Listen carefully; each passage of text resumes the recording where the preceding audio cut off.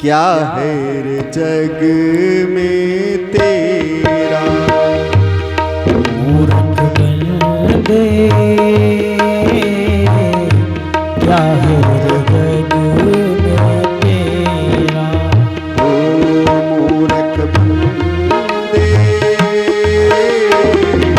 क्या है रे जग में तेरा। मूर्ख बंदे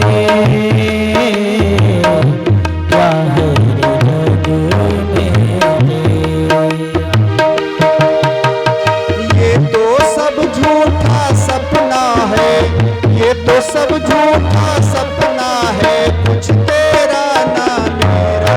मूर्ख बंदे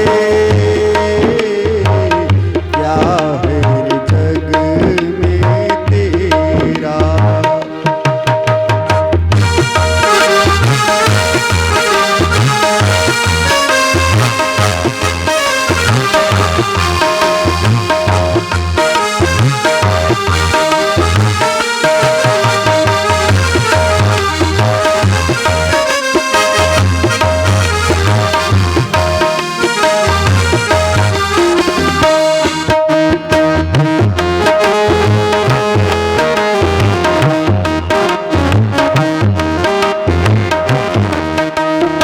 जोड़ ले कितने ही महल बना ले, पर तेरे मरने के बाद में ये तेरे घर वाले, पर तेरे मरने के बाद में ये तेरे घर वाले। दो गज कफन उड़ा के तुझको, दो गज कफन उड़ा के तुझको छीन लेंगे तेरा डेरा। रे मूर्ख बंदे क्या है रे जग में तेरा। मूर्ख बंदे क्या है रे जग में तेरा।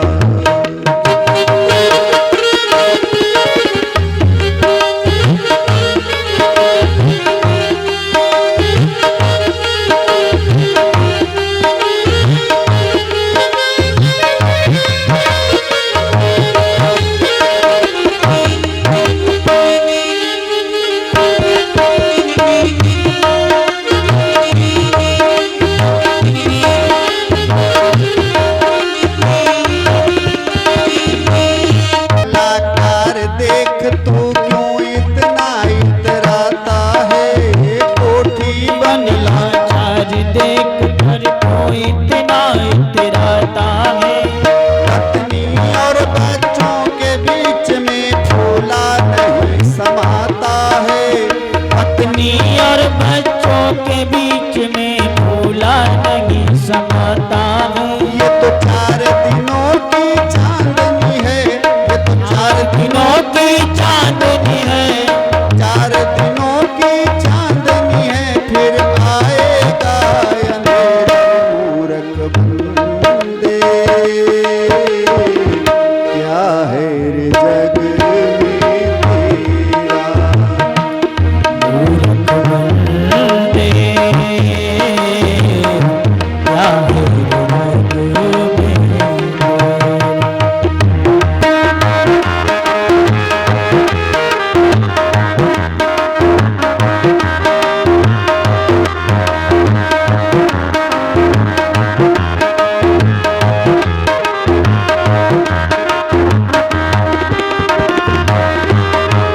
पाप कमाया तूने बहुत, अब थोड़ा धर्म कमा ले। पाप कमाया तूने बहुत, अब थोड़ा धर्म कमा ले। कुछ तो समय अब मानव तू ये राम नाम गुन गा ले। कुछ तो समय समय मानो तू अब राम नाम को गाले। राम नाम से मिट जाएगा, राम नाम नाम से मिट जाएगा जन्म मरण का फेरा। रे मूर्ख बंदे क्या है रे जग में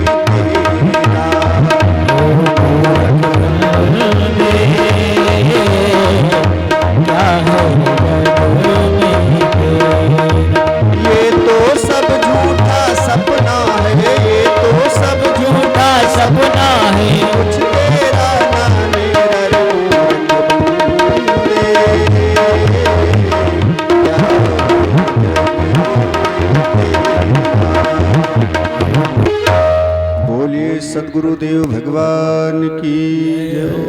हनुमान जी की शिक्षा है। तो वही तुलसीदास जी लिखते हैं कि श्री हनुमान जी की बात विभीषण ने मानी और तुरंत नहीं मानी, क्योंकि सत्संग का असर तुरंत नहीं होता है।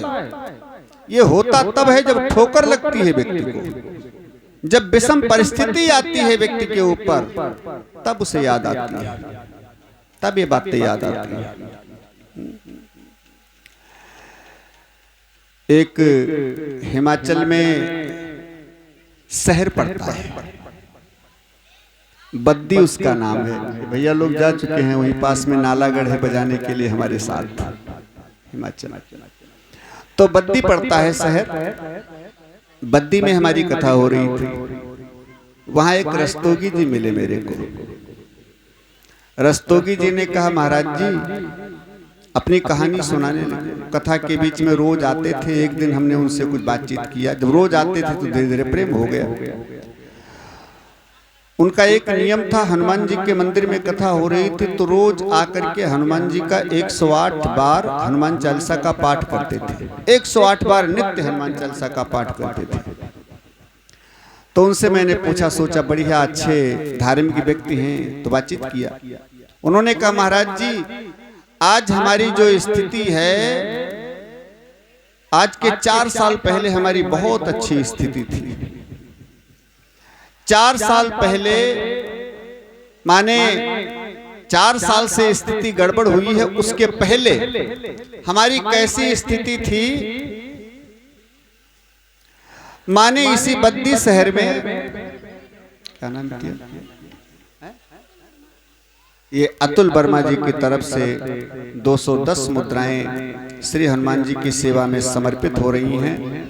श्री हनुमान जी कल्याण करें, कृपा बनाए रहें। तो समझें, ये जीवन में उतारने योग्य बात है। ऐसे दर्शन तमाम हुए हैं, लेकिन एक सुने। तो उन्होंने कहा 4 साल से हमारी स्थिति गड़बड़ हुई, इसके पहले बहुत अच्छी स्थिति थी। इसी शहर में, बद्दी शहर में 4 मेरे मकान थे, वो भी बड़े विशाल विशाल हवेली टाइप के मकान थे। 4 अलग अलग 4 मेरे प्रतिष्ठान चलते थे, दुकान सोने चांदी के, जिसमें लाखों का व्यापार होता था रोज, लाखों का रोज व्यापार होता था। महाराज उस समय हमारी परिस्थिति बहुत अच्छी थी। मैं करोड़पति अरबपति था उस समय, लेकिन कोई मेरे पास धर्म के नाम पर चंदा लेने, दान लेने पहुंचे तो ज्यादा अगर मेहनत करता था, बहुत मन को कड़ा करता था, तो 100 रुपए निकलते थे, जब बहुत मन को मजबूत करता था। अब अरबपति खरबपति हैं, लेकिन स्थिति देखें। अब वो अपनी बीती सुना रहे महाराज जी। कहीं कथा होती थी, सत्संग होता था मंदिर में, एक भी दिन आधे घंटे के लिए, 10 मिनट के लिए जाने के लिए मेरे पास फुर्सत नहीं थी। कोई कहता था, भैया बहुत अच्छा सत्संग हो रहा, थोड़ा सुन लो जाकर के। क्या बताऊं, समय नहीं है, समय नहीं है। महाराज आज 4 साल हो गए हैं, मेरी परिस्थिति थोड़ा गड़बड़ हुई, और ऐसी गड़बड़ हुई परिस्थिति कि दुकान तो एक भी नहीं है, मकान तो एक भी नहीं है, किराए के मकान में रहता हूं। 4 साल से किराए के मकान में रहता हूं। अब मेरे पास समय ही समय है। अब मैं रोजाना आता हूं मंदिर में, 108 बार हनुमान चालीसा का पाठ करता हूं, माने 4 घंटे लगते हैं। 4 घंटे का समय मंदिर में रोज देते हैं। और जहां भी कथा होती है महाराज, वहां पर कथा शुरू होने से पहले पहुंच जाता हूं, और कथा विश्राम होती है तो आरती प्रसाद लेकर के फिर आता हूं वापस। अब समय ही समय धर्म के नाम पर मेरे पास है, लेकिन जब मेरे को परमात्मा ने समय दिया था, तब मैंने उस धन का सदुपयोग नहीं किया। आज सब चला गया है। कहाँ चला गया मेरे को पता नहीं है। तो कब कैसी परिस्थिति आ जाए कुछ पता नहीं है। और ये सत्संग का अलार्म तत्काल नहीं बजता है, कुछ समय बाद बजता है। इसलिए इसको जरूर करना चाहिए, नहीं तो कैसी परिस्थिति बदल जाए। आज परमात्मा ने योग्यता दी है अगर धर्म करने की, अच्छा काम करने की, तो सत्संग करो, दान करो, अच्छे काम करो, दीनों की सेवा करो, जितना हमसे हो सके उस प्रकार से सेवा करो। जैसे हम सेवा करने के योग्य हैं वैसी सेवा करो। एक संत के पास एक पहलवान जाता था, रोजाना बातचीत करता था, बैठता था, महाराज जी से प्रेम करता था बहुत ज्यादा। और जब पहलवान चला जाता था तो एक सेठ जी आते थे। सेठ जी बड़े दीनहीन बूढ़े बेचारे, डंडा टेक कर चलते थे। तो जब पहलवान आता था तो महाराज जी से कहता था, महाराज जी क्या बताऊं, मन के अंदर भाव बहुत जग रहा है कि आपकी सेवा करूं कुछ, लेकिन मेरे पास धन नहीं है। था तो पहलवान लेकिन गरीब था। मेरे पास धन नहीं है, पैसा नहीं है, मैं चाहता हूं सेवा करूं आपकी, लेकिन कैसे करूं महाराज, उस योग्य नहीं बनाया भगवान ने, धन नहीं दिया मेरे को, नहीं तो आपकी भरपूर सेवा करता। और जब पहलवान चला जाता तो सेठ जी आ जाते। सेठ जी बहुत बड़े आदमी थे, अरबपति खरबपति, लेकिन शरीर से कमजोर थे बेचारे। तो जब सेठ जी आते तो अपना रोना रोते, महाराज जी क्या बताऊं, भाव बड़ा सुंदर बन रहा है मेरे अंदर, आपकी सेवा करना चाहता हूं, लेकिन क्या बताऊं शरीर में ताकत नहीं रह गई, नहीं तो आपकी पूरी सेवा करता, आपकी सारी सेवा करता, लेकिन शरीर में ताकत नहीं है।